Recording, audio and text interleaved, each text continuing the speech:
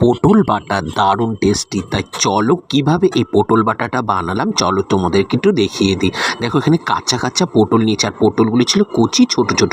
নিয়েছি লঙ্কা আর রসুন। দেখো পটলগুলি এখানে কুচিয়ে কেটে নিয়েছি, রসুন ছুলে নিয়েছি, আর লঙ্কা নিয়ে একটা পেস্ট তৈরি করে নিয়েছি। আর এই যে লঙ্কা আর রসুন দিয়ে আর একটু কালো জিরে দিয়ে একটা পেস্ট বানিয়ে নিয়েছি।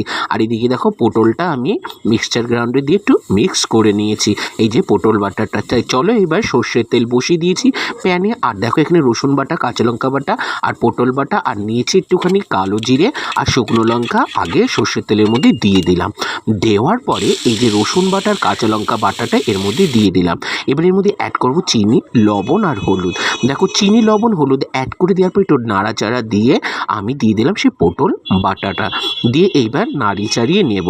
নিয়ে যতক্ষণ না এর ভেতর থেকে তেল ছাড়বে ততক্ষণ এটা কষিয়ে যেতে হবে। তাই চলো এখন একটু ঢাকনা দিয়ে ঢেকে দিলাম।